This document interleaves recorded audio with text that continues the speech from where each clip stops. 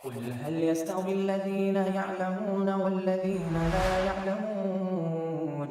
إنما يتذكر أولو الألباب أشهد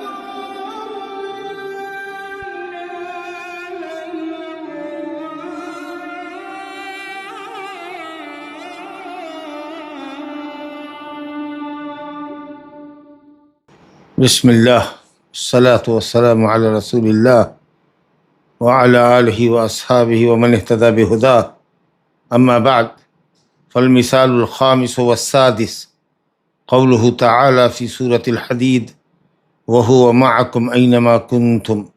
وقوله فی سورة المجادلہ ولا ادنی من ذلك ولا اکثر الا هو ولا ادنی من ذلك ولا اکثر الا هو معهم اینما كانوا۔ یہ جو فصل چل رہی ہے جس میں محرفین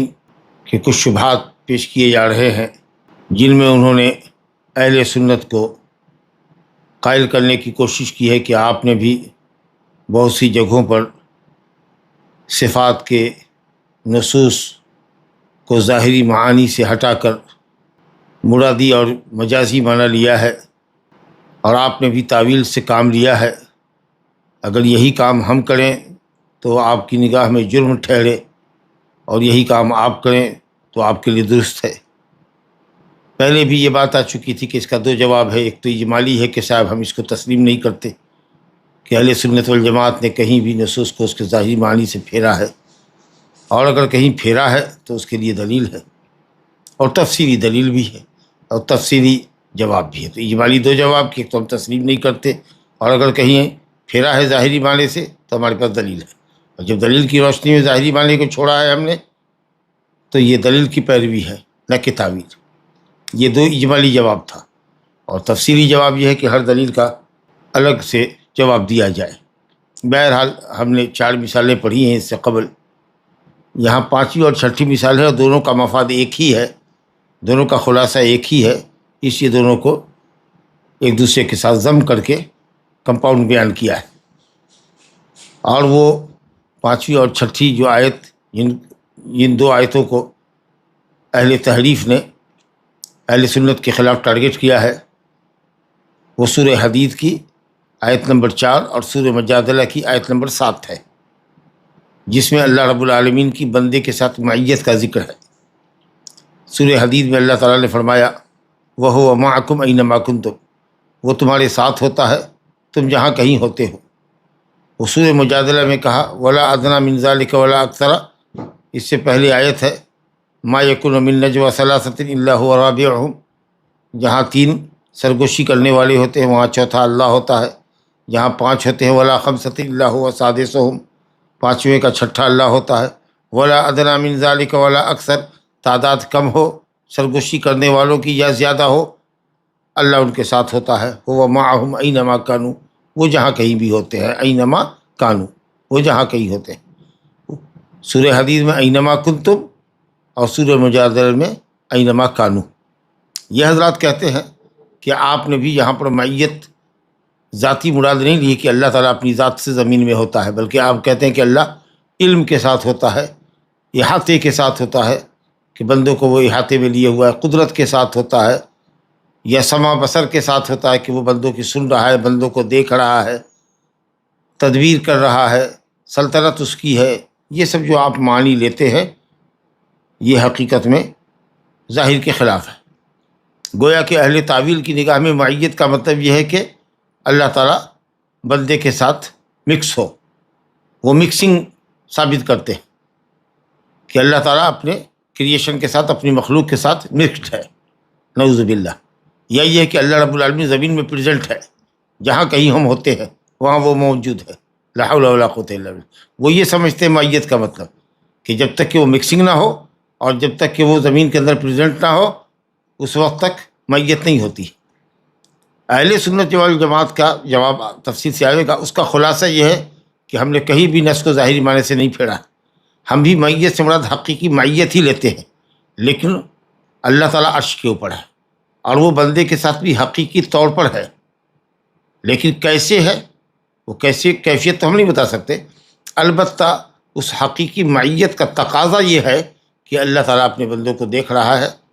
سن رہا ہے، اپنی قدرت میں ہے، اپنے قدرت کے احاطے میں لیے ہوا ہے، اپنے علم کے احاطے میں لیے ہوا ہے، بندے کی کوئی چیز اسے چھپی ہوئی نہیں ہے، ہر چیز کو وہ دیکھ رہا ہے، بندے کے افعال کو، بندوں کے اقوال کو سن رہا ہے اور بندوں کی تدبیر کر رہا ہے، اور اپنے خاص بندوں کے ساتھ ہے کا مطلب یہ ہے جیسے کہ حضرت رسول اللہ صلی اللہ علیہ وسلم نے فرمایا تھا حضرت ابوبکر صدیق سے غار کے اندر جہاں چھپے ہوئے تھے، لا تحزن ان اللہ معنا، وہاں پر معیت نصرت اور حمایت کے معنی میں تھی کہ اللہ ہمیں دیکھ رہا ہے، وہ ہماری حالت پر مطلع ہے، وہ ہماری نصرت اور حمایت کرے گا۔ تو اللہ کے لیے ہم معیت حقیقی ہی مانتے ہیں، ہم معیت کی تعویل نہیں کرتے، معیت ہے، لیکن معیت کے تقاضے جو ہے وہ ہم مراد لے رہے ہیں کہ معیت کا تقاضا یہ ہے کہ نگہبانی ہے، علم ہے۔ جی، یہ بندے کی معیت نہیں ہے کہ آپ یہ سمجھیں کہ بندہ بندے کے ساتھ ہوتا ہے، بندے کی معیت ہو سکتی ہے کہ بندہ ہمارے ساتھ بھی ہو، اور بندے کی معیت یہ بھی ہے کہ وہ دور بھی ہو، جیسے پہلے بھی یہ بات آ گئی ہے کہ کوئی حاکم محکوم کو کہے کہ جاؤ ٹھیک ہے تم اپنے گھر میں رہو، ہم تمہارے ساتھ ہیں، حالانکہ حاکم اپنے دارالسلطنت میں ہے، اپنے محل میں ہے، اور وہ شہری کو یہ کہے کہ ہم تمہارے ساتھ ہیں، پرائم منسٹر یہ کہے کہ ٹھیک ہے ہمارے ساتھ ہے، جی ہم تمہارے ساتھ ہیں، جاؤ تم آرام سے رہو، پولیس کپتان کہے کہ تم اپنے گھر میں رہو، کوئی تم کو کچھ نہیں کرے گا، ہم ہیں نا تمہارے ساتھ۔ یا آپ یہ کہتے ہیں کہ صاحب میں چل رہا تھا اور چاند ہمارے ساتھ چل رہا تھا، چاند آسمان میں ہوتا ہے، آپ کہتے ہیں ہمارے ساتھ ہے، تو یہ تو مخلوق کے ساتھ ہوتا ہے کہ کوئی کہے کہ زید مع فلان مع امر، زید امر کے ساتھ ہے کہ اس کے ساتھ ہو، مکس ہو، بیٹھا ہوا ہو، ساتھ ہو، ہاتھ میں ہاتھ ڈالے ہوا ہو۔ اور ایسا بھی ہو سکتا ہے کہ کہا جائے کہ زید مع زوجتہ ہی، اپنی بیوی کے ساتھ ہے، یا زوجت زید معہو، بیوی زید کی بیوی اس کے ساتھ ہے۔ ہو سکتا ہے کہ سعودی عرب میں زید ہو اور اس کی بیوی ہندوستان کے اندر ہو، مطلب یہ ہے کہ بیوی ابھی زید کے ساتھ ہے، یعنی طلاق یافتہ نہیں ہے۔ تو عربی زبان کے اندر معیت کا جو معنی ہوتا ہے اس کے اندر اختلاط ضروری نہیں ہے، بلکہ یہ تقاضا بھی نہیں ہے کہ اختلاط ضروری ہو تبھی معیت ہوگی۔ معیت مقارنہ، ہم ایک ساتھ ہے، معنوی طور پر ہمارا سپورٹ آپ کے ساتھ ہے، جی، اور یہ بھی ہو سکتا ہے کہ جسمانی طور پر ہو، لیکن رب العالمین اپنی ذات سے تو عرش کے اوپر ہے، معیت اس کی عرش کے اوپر ہو کر کے بھی ہمارے ساتھ ہے، اور اس کا جو تقاضا ہے، اس معیت کا جو معنی سے جو مفہوم نکلتا ہے، یا اس کا جو تقاضا ہے وہ یہ ہے کہ صاحب وہ دیکھ رہا ہے، سن رہا ہے، ہم کو جان رہا ہے، ہم کو واچ کر رہا ہے، ہماری نصرت و حمایت کر رہا ہے۔ ہم معیت کا معنی علم قدرت نہیں بتا رہے ہیں، معیت حقیقی ہی لے رہے ہیں، اس کا یہ تقاضا ہے کہ وہ جانتا ہے، تو ہم نے کوئی تعویل نہیں کی ہے، کیونکہ اگر یہ کہتے کہ معیت سے مراد نعوذ باللہ وہ معیت ہے جو تم مراد لے رہے ہو اہل تحریف، کہ وہ ہمارے ساتھ ہے، ہمارے ساتھ مکسڈ ہے اور زمین میں ہے، تو پھر آیت کریمہ کے سیاق اور سباق سے یا اول اور آخر سے اختلاف پڑے گا۔ اور یہ معنی جو ظاہری لیتے ہو یہ نسو مراد نہیں ہے، ورنہ اللہ تعالیٰ کے لیے نقص لازم آئے گا کہ وہ تم جہاں کہیں بھی ہو، اس کا مطلب کہ نعوذ باللہ تم اگر حمام میں ہو تو کیا اللہ حمام میں ہے؟ اور پھر ساری روئے زمین قیامت کے دن اللہ کہتا ہے کہ والارض جمیعا قبضتہ، پوری روئے زمین اللہ تعالیٰ کی مٹھی ہوگی، اور پوری کائنات اللہ رب العالمین کے ہاتھ میں ایسے ہی ہے۔ تقریبی مثال ہے سمجھنے کے لیے، جیسے ہمارے ہاتھ میں، ہماری ہتھیلی کے اندر ایک رائی کا دانہ ہو، تو بھلا اللہ تعالیٰ کیسے دنیا میں تشریف لائے گا اپنی ذات سے؟ اور اگر تم کہتے ہو کہ صاحب وہ سب کے ساتھ ہے، تو ہمارے ساتھ بھی نعوذ باللہ اللہ اپنی ذات سے، اور تمہارے ساتھ بھی ہے، تو کتنا اللہ ہوگا جتنا لوگوں کے ساتھ ہر کسی کے ساتھ ہوگا؟ یا تو یہ کہو گے کہ تعدد الہ لازم آتا ہے اس سے، یا پھر کہیں گے کہ تجزی لازم آتی ہے کہ ٹکڑے ٹکڑے ہو مختلف میں، اور یہ دونوں معنی غلط ہے۔ جی، تو اس لیے ایسا ظاہری معنی لینا جو اللہ تعالیٰ کی شایع نشان نہ ہو، حقیقت یہ کہ وہ نص کا ظاہری معنی ہو ہی نہیں سکتا، جیسا کہ ہم اصول پڑھ کے آئے ہوئے، تو وہ معنی لینا ہے جو اللہ تعالیٰ کی شایع نشان ہو۔ یہ پورے تقریر کا اور پورے جواب کا خلاصہ ہے جو آپ نے سنا۔ اور ہم دیکھیے آپ کے سامنے جواب پڑھتے ہیں۔ کہتے ہیں شیخ کہ ان دونوں آیتوں پر جو اعتراض کیا ہے معیت پر، کہ صاحب ہم یہ اہل تعویل معیت ذاتی مراد لیتے ہیں، اور کہتے ہیں کہ اللہ رب العالمین بندے سے مکس ہوتا ہے، اس کا مطلب ہے کہ بندے کے اندر حلول کرتا ہے نعوذ باللہ، اور یہ کہ اللہ رب العالمین تم جہاں کہیں ہوتے ہو وہاں اللہ ہوتا ہے، اس کا مطلب یہ ہے کہ اللہ تعالیٰ فی کل مکان بذات ہی، اپنی ذات سے ہر جگہ موجود ہے۔ اور ظاہر ہے کہ یہ عقیدہ اہل سنت نہیں ہے، سلف کا عقیدہ نہیں ہے، بلکہ یہ کفریہ عقیدہ ہے، کیونکہ یہ لوگ اس طریقہ سے کہہ کر کے کہ معیت ذاتی مراد ہے اور اللہ ہر جگہ موجود ہے، یہ کہہ کر کے یا ہر کسی کے ساتھ ہے، یہ کہہ کر کے اللہ تعالیٰ کے علو کی نفی کرتے ہیں کہ وہ عرش پر مستوی نہیں ہے، وہ بلند نہیں ہے۔ تو علو اور معیت کو یہ ایک دوسرے کی ضد سمجھتے ہیں کہ جب معیت یہ جسمانی بدنی ثابت کریں گے اللہ کے لیے کہ وہ اپنے بدن کے ساتھ ہے، اپنی ذات کے ساتھ ہے، اپنے بدن کے ساتھ ہے اور بندے میں حلول کیے ہوا ہے اور ہر جگہ موجود ہے، تو اللہ رب العالمین کا عرش کے اوپر علو غلط ہو جائے گا نعوذ باللہ، جس کے لیے نصوص قطعی ہے، 7 مقام پر قرآن میں اللہ نے کہا ہے، اور اس کے علاوہ بھی فوقیت ثابت کیا ہے، اللہ آسمان میں ہے، اللہ تعالیٰ کی طرف کلمات حسنہ چڑھتے ہیں، اعمال صالحہ چڑھتے ہیں، اللہ کی طرف سے حکم اترتا ہے، اللہ کی طرف سے بارش اترتی ہے، یہ صعود اور نزول جو سب اللہ کے علو پر دلالت کرتے ہیں، اس سب سے بچنے کے لیے یہ ان لوگوں نے پیترا بازی کی ہے، اہل تعویل نے، اہل تحریف نے اور جہمیہ نے، جو اللہ کے لیے علو ثابت نہیں کرتے کہ اللہ ہر جگہ موجود ہے، اس لیے وہ معیت کا یہ غلط معنی بتاتے ہیں۔ یہ جواب دیکھتے ہیں، کہتے ہیں مؤلف رحمۃ اللہ علیہ ابن عثیمین رحمۃ اللہ کہتے ہیں کہ ان دونوں آیتوں کے اندر کلام جو ہے وہ ہمارا یہ ہے کہ حقیقی معنی ہی ہم مراد لیتے ہیں، ظاہری معنی لیتے ہیں، لیکن کیا مطلب ہے حقیقی ظاہری کا؟ کیا وہ معنی جو تم نے بتایا، کیا وہ معنی جو تم نے بتایا کہ اللہ اپنے بندے کے ساتھ مکس ہے، مختلط ہے، ملا ہوا ہے، اس کے اندر گھسا ہوا ہے، اور حال فی امکنتہم، یا ان کی جگہوں میں موجود ہے، پریزنٹ ہے، یہ معنی مراد لیتے ہو؟ یا اس کا یہ معنی ہوگا کہ اللہ تعالیٰ اپنے مخلوق کے ساتھ اس کی معیت تو حقیقی ہے، لیکن وہ معیت اس بات کی متقاضی ہے کہ اللہ اپنے علم سے، قدرت سے، سمع سے، بصر سے، اپنی تدبیر سے، اپنی سلطنت سے، اور دوسرے معانی جو ربوبیت کے ہے ان معانی سے اللہ رب العالمین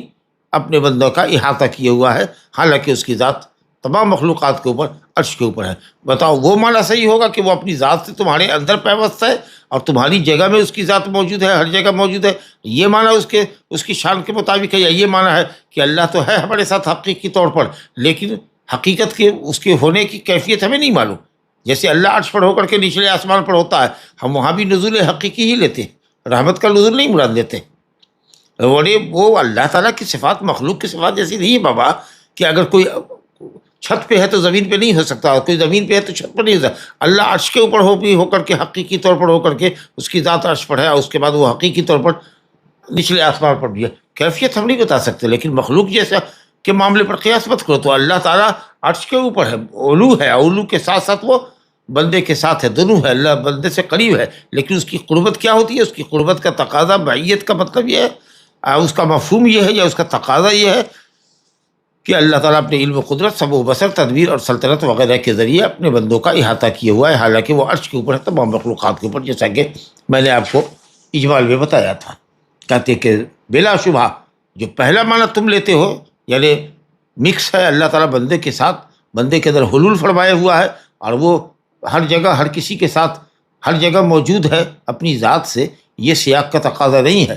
اور کسی بھی اعتبار سے یہ معنی معیت کا ہو ہی نہیں سکتا جب وہ اللہ کی طرف اضافت کی جائے گی، کیونکہ اللہ تعالیٰ اعظم و اجل،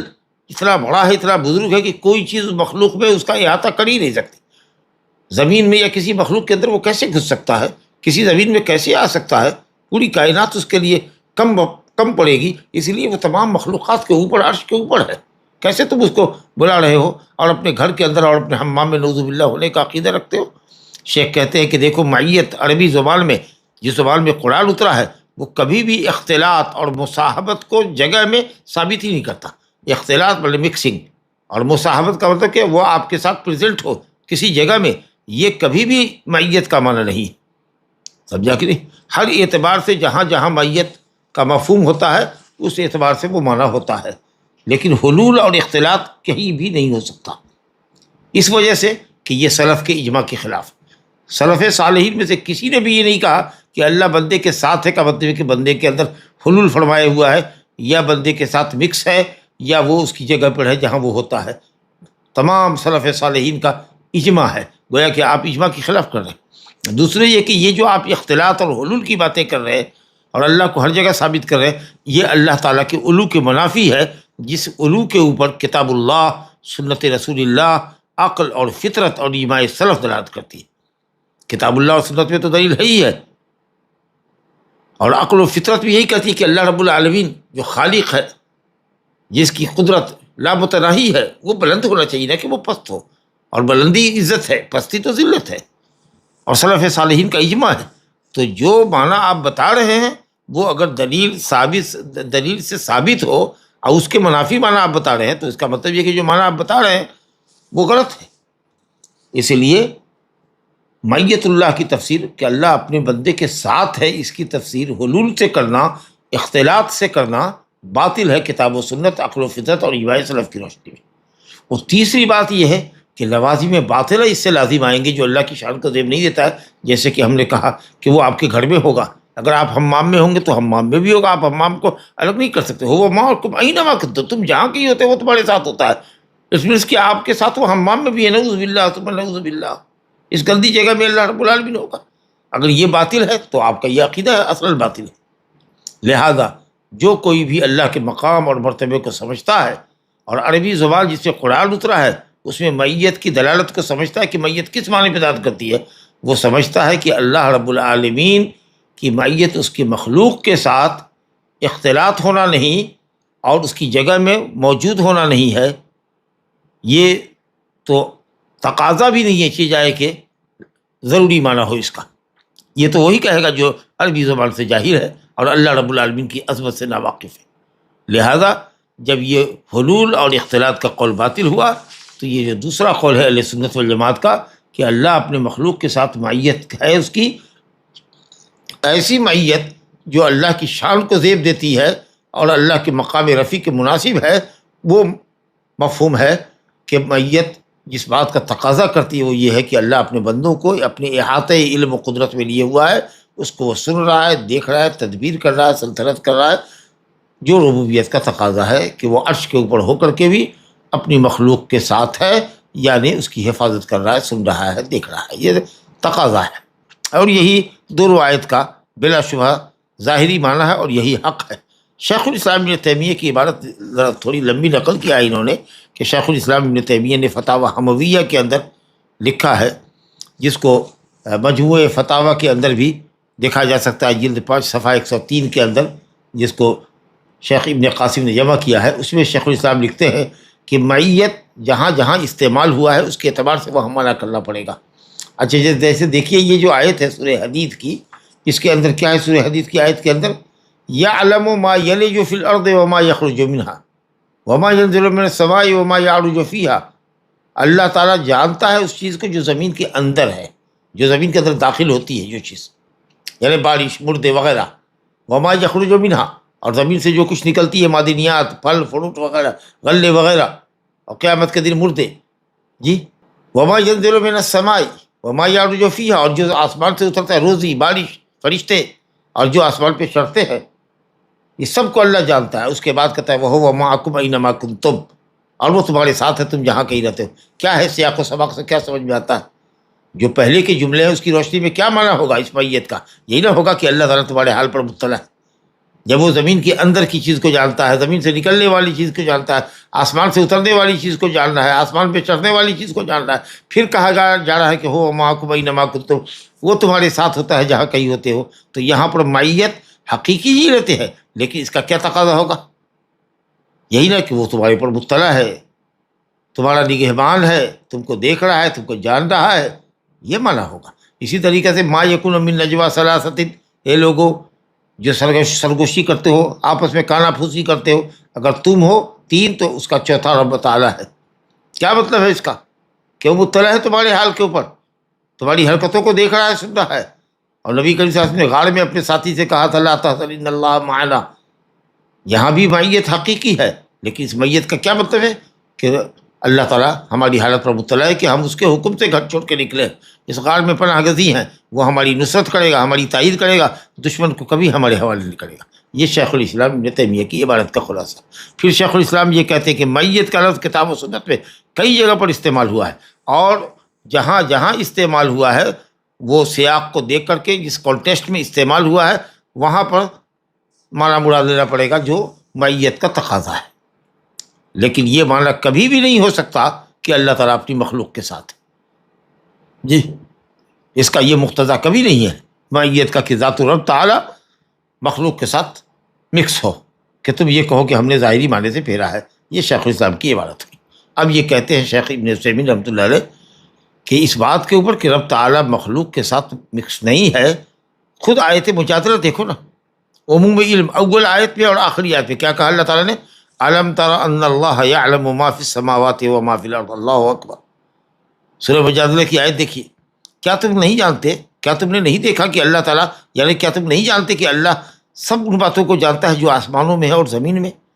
ارے تین کے تیسرا، تم تین سرگوشی کر رہے ہو، چوتھا اللہ ہے، پانچ ہو چھٹا اللہ ہے، کم ہو کہ زیادہ ہو اللہ تمہارے ساتھ ہے۔ اور پھر آگے کہہ رہا ہے ثم ینبئہم بما عملوا یوم القیامہ، پھر تمہارے عملوں سے وہ تم کو باخبر کرے گا، ان اللہ بکل شیء علیم، اللہ ہر چیز کو جانتا ہے۔ تو آگے بھی اللہ نے علم کا ذکر کیا اور پیچھے بھی اللہ تعالیٰ نے الم تر ان اللہ یعلم ما فی السماوات والارض، یہ آیت کا آغاز ہے، ان اللہ بکل شیء علیم، اللہ ہر چیز کو جانتا ہے۔ اب یہاں پر میت کا کیا معنی ہوگا کہ تم تین ہو، تو یہ نہ سمجھو کہ تم تین ہی ہو، اللہ رب العالمین تم کو جان رہا ہے کہ تم کیا بات کر رہے ہو، یہ سرگوشی تمہاری حق کے لیے ہے کہ ناحق کے لیے ہے، گناہ اور عدوان پر سرگوشی کر رہے ہو کہ کیا کرنا ہے تم کو، یہ مکاری کر رہے ہو، جال سازی کر رہے ہو، کچھ غلط پلاننگ کر رہے ہو، یہ اس کا تقاضا ہے، یہاں پر میت کا یہ تقاضا ہے۔ جی کہتے ہیں کہ ظاہری آیت آگے پیچھے کا سیاق بتا رہا ہے کہ یہ میت یہ ہے، یا اس کا تقاضا مقتضا هذه المعیہ، اس میت کا یہ معنی ہے، یہ تقاضا ہے، یہ اس بات کا تقاضا کرتی ہے یہ میت کہ اللہ اپنے بندوں سے واقف ہے، اس کو اوپر کوئی چیز پوشیدہ نہیں ہے۔ آیت حدید میں دیکھیے، سورہ حدید کی جو آیت نمبر 4 تھی اس میں بھی دیکھیے اسی انداز کی آیت ہے، اللہ رب العالمین کہتا ہے هو الذی خلق السماوات والارض فی 6 ایام ثم استوى علی، وہی اللہ ہے جس نے آسمان اور زمین کو 6 دن میں پیدا کیا، پھر وہ عرش پر مستوی ہو گیا۔ اب اس کے بعد دیکھیے عرش پر مستوی ہو گیا، کہتے ہیں یعلم ما یلج فی الارض وما یخرج منها، جو ابھی پڑھ کے آئے کہ زمین میں کیا داخل ہوتی ہے، کیا زمین سے نکلتی ہے، آسمان سے کیا اترتی ہے، آسمان میں کیا چڑھتی ہے، سب کو اللہ جان رہا ہے۔ وَهُوَ مَعَكُمْ أَيْنَمَا كُنتُمْ، وہ تمہارے ساتھ ہے جہاں کہیں ہوتے ہو، اللہ بما تعملون بصیر، اور جو تم عمل کرتے ہو اس کو دیکھ رہا ہے۔ اب یہ دیکھ لیجیے، اگر آپ کہیے گا کہ هُوَ مَعَكُمْ أَيْنَمَا كُنتُمْ کا مطلب وہ تمہاری ذات کے ساتھ، تمہارے ساتھ اپنی ذات کے ساتھ ہے، تو کیا مطلب ہوگا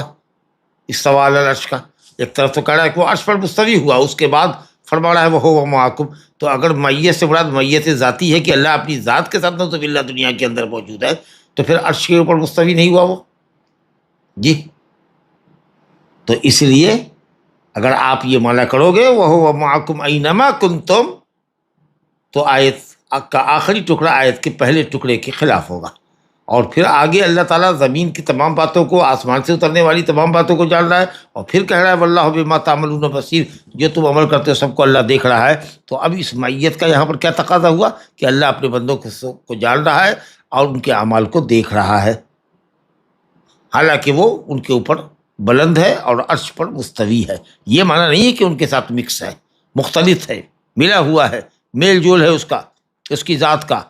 اور نہیں یہ کہ صاحب وہ ان کے ساتھ زمین میں موجود ہے، ورنہ اگر ایسا معنی نہیں لوگے تو آیت کا آخری حصہ اول حصے سے ٹکرائے گا، جو دلالت کرتا ہے کہ اللہ تعالیٰ بلند ہے اور عرش کے اوپر مستوی ہے۔ کہتے ہیں شیخ کہ جب ہم نے یہ بات جان لی تو سمجھو کہ اللہ تعالیٰ کا بندے کے ساتھ ہونے کا مطلب یہ ہوتا ہے، اس کا تقاضا، اس معیت کا تقاضا کہ اللہ ان کے احوال کو جانتا ہے، ان کے اقوال کو سنتا ہے، ان کے افعال کو دیکھتا ہے، ان کے معاملات کی تدبیر کرتا ہے، زندہ مردہ کرتا ہے، مردے کو زندہ حیات دیتا ہے، موت دیتا ہے، غنی کرتا ہے، فقیر کرتا ہے، وغیرہ وغیرہ، تمام کمال قدرت اور کمال سلطان کا بیان انہوں نے کیا ہے۔ اس کے بعد فرماتے ہیں کہ شیخ الاسلام ابن تیمیہ عقیدہ واسطیہ میں کہتے ہیں، جس کو پھر مجموع فتاوی نے ابن قاسم نے لکھا ہے کہ وہ کل هذا الکلام الذی ذکرہ اللہ، یہ تمام باتیں جو اللہ نے ذکر کی ہے کہ وہ عرش کے اوپر ہے، اور یہ کہ اللہ تعالیٰ ہمارے ساتھ ہے، تو اس کا مطلب یہی ہے کہ وہ حقیقت میں ہمارے ساتھ ہے، لیکن یہ تحریف کرنے کی ضرورت نہیں ہے آپ کو، اور یہ جو ظنون کاذبہ آپ جھوٹا گمان کرتے کہ وہ مکس ہے بندے کے ساتھ اور بندے کے اندر حلول کیے ہوا ہے اور وہ زمین میں اپنی ذات کے ساتھ ہے، یہ سب جو وہم ہے آپ کا اور پڑا گندگی ہے ذہنی، یہ سب جھوٹ ہے، فریب ہے، کیونکہ ہم جانتے ہیں کہ یہ کہنے کا مطلب صرف آپ کے لیے اللہ تعالیٰ کے لیے علو کی، آپ اللہ تعالیٰ کے علو کی نفی کرنا چاہتے ہیں۔ بہرحال کتاب اللہ اور سنت رسول اللہ میں کمال ہدایت ہے، کمال نور ہے۔ جو کوئی اللہ کا بندہ اللہ کی کتاب اور سنت نبی میں تدبر و تعقل کرتا ہے اور حق کی پیروی کا قصد ہے، اس کا ارادہ ہے کہ حق کی پیروی کرے، وہ اللہ تعالیٰ کی آیتوں میں تحریف نہیں کرتا، اس کے اسماء و صفات میں، اس کی آیات میں الحاد نہیں کرتا۔ کوئی یہ نہ سمجھے کہتے ہیں ولا یحسب الحاسب، کوئی گمان کرنے والا یہ نہ گمان کرے کہ قرآن کی آیتیں آپس میں ٹکراتی ہیں. جی، کہنے والا کہ قرآن اور سنت میں ہے کہ اللہ تعالیٰ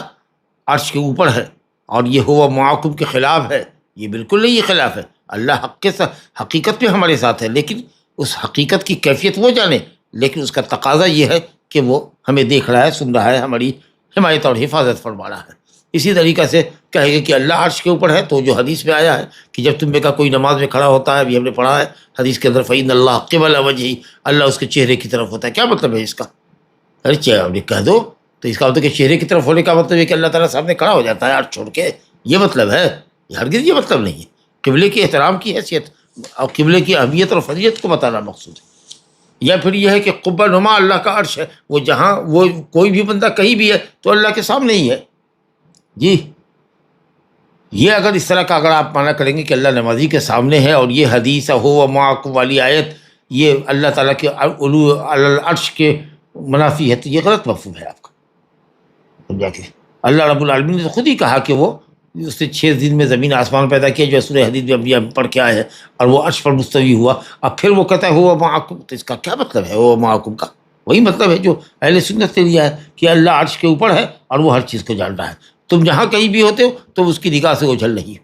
چنانچہ حدیث اوعال میں آیا ہے، جس کو بہت سے اہل علم نے ضعیف کہا ہے، لیکن شیخ الاسلام ابن تیمیہ ابن قیم نے بہت استدلال میں اس کو پیش کیا ہے. اس کا مطلب ہے کہ ان کی تحقیق میں یہ حدیث حسن درجے کی ہے کہ حدیث ہے کہ واللہ فوق العرش، اللہ عرش کے اوپر ہے، وہو یعلم ما انتم علیہ، اور وہ تمہاری ہر حرکت کو، ہر کیفیت کو، ہر حالت کو جانتا ہے. تم اس کی نگاہ سے پوشیدہ نہیں. تو یہ جو معیت کا جو آپ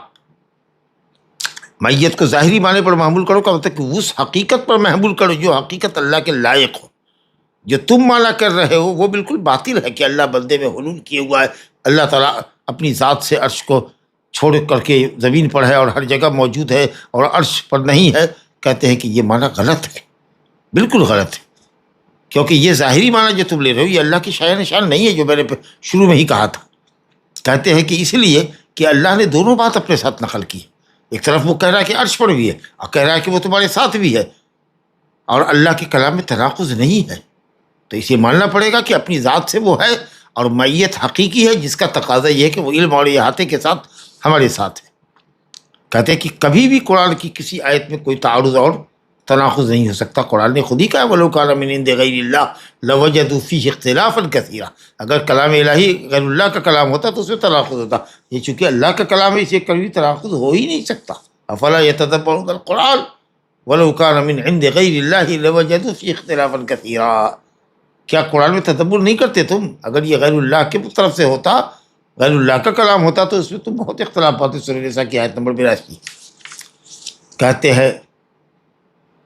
فَإِن لَمْ يَتَبَيَّن لَكَ، اور اگر اس کے بعد بھی تم کو بظاہر نص میں ٹکراؤ نظر آتا ہے بابا، تو راسخین فی العلم کا طریقہ اختیار کرو. کیوں متشابہ سے دلیل پکڑتے ہو؟ اب کیوں آیت کو آیت سے ٹکرانا چاہتے ہو اور حدیث صحیح کو آیت کریمہ سے ٹکرانا چاہتے ہو؟ راسخین فی العلم ایسے موقع پر کیا کہتے ہیں جہاں بات سمجھ میں نہیں آتی؟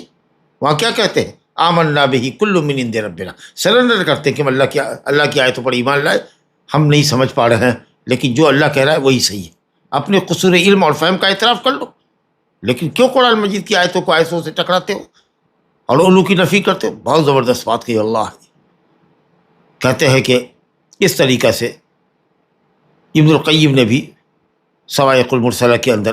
ذکر کیا ہے کہ صاحب اللہ رب العالمین سورہ حدید میں جو کہہ رہا ہے کہ اس نے زمین و آسمان کو پیدا کیا، عرش پر مستوی ہوا، اور پھر وہ یہ کہہ رہا ہے کہ وہ اپنی مخلوق کے ساتھ ہے. مطلب یہ کہ اس کے اعمال کو عرش کے اوپر سے دیکھ رہا ہے، جیسا کہ حدیث اوعال میں آیا ہے واللہ فوق العرش یری ما انتم علیہ. لہذا اللہ کا علو معیت کے مناقض نہیں، اور بندے کے ساتھ اس کا ہونا یہ اس کے علو کو باطل نہیں کرتا، بلکہ دونوں اپنی جگہ حق ہے. اللہ اکبر. معیت کا معنی علو کے مناقض نہیں ہے، دونوں میں ممکن ہے، دونوں میں اجتماع ممکن ہے. ہم بھی کہتے ہیں نا بھائی چلو تو ہم تمہارے ساتھ ہیں، ہم تمہارے ساتھ، آپ حیدرآباد میں، بھائی ہم تمہارے ساتھ ہیں، یعنی ہم سپورٹ کر رہے ہیں آپ کی. کہنے والا کہتا ہے مخلوق کے متعلق کہتا ہے نا، کہتے ہیں یہ کہاوت مشہور ہے ما ظل نصیر والقمر معنا. ہم چل رہے تھے اور 14ویں رات کا چاند ہمارے ساتھ چل رہا تھا. یہ بولتے ہیں. جب یہ تناقض نہیں ہے اور یہ ہرگز مفہوم نہیں ہوتا ہے کہ چاند آسمان سے اتر کر کے آپ کے ساتھ آ گیا ہو، آپ کے بغل میں آ گیا ہو۔ جب یہ چیز مخلوق کے حق میں ممکن ہے تو خالق سبحانہ وتعالیٰ جس نے ہر چیز کو اپنے احاطے میں لے رکھا ہے، علو کے ہوتے ہوئے اللہ کے علو کو ثابت کرتے ہوئے یہ کیسے ممکن نہیں ہے کہ اللہ ساتھ ہو اور علو پر بھی ہو؟ من باب اولیٰ ہوگا۔ لیکن معیت کی حقیقت یہ نہیں ہے کہ صاحب ایک جگہ اجتماع ہونا چاہیے۔ یہ بات جو شیخ الاسلام نے کہی ہے، وہ کہتے ہیں کہ صاحب کہیں بھی معیت کا مطلب یہ نہیں ہوتا ہے کہ مس ہو، ٹچنگ ہو، جی، یا داہنے میں آپ کے اللہ ہو، بائیں میں اللہ ہو تب معیت ہوگا، یہ کبھی معنی ہو ہی نہیں سکتا۔ جیسے کہ آپ کہتے ہو نا کہ ہم چل رہے تھے اور چاند ہمارے ساتھ تھا، سورج ہمارے ساتھ تھا، یا ستارے ہمارے ساتھ تھے، جی، یا ہمارے ساتھ فلاں چیز ہمارے ساتھ تھی، اگرچہ وہ آپ کے اوپر ہے، سورج، چاند، ستارہ، تو اللہ اپنے مخلوق کے ساتھ حقیقت میں ہے، اور عرش کے اوپر بھی حقیقت میں ہے، لیکن عرش کے اوپر اپنی ذات سے ہے۔ یہاں کی حقیقت نہیں معلوم، لیکن اس کا تقاضا معلوم ہے۔ سبحان اللہ۔ تیسری بات یہ ہے کہ آپ اگر کہتے ہیں کہ معیت اور علو ایک ساتھ کیسے ہو سکتا ہے، اگر آپ یہ اعتراض کریں، ہم کہا آپ کے لیے نہیں ہو سکتا ہے، مخلوق کے لیے تو بالکل نہیں ہو سکتا کہ کوئی معیت بھی ہو اور علو بھی ہو، ایک آدمی نیچے بھی ہو، ایک آدمی اوپر بھی ہو، چھت کے اوپر، ایک ایٹ اے ٹائم، ایسا نہیں ہوگا، جی۔ لیکن خالق سبحانہ تعالیٰ کے لیے کیا بات ہے؟ لیس کمثلہ شیء۔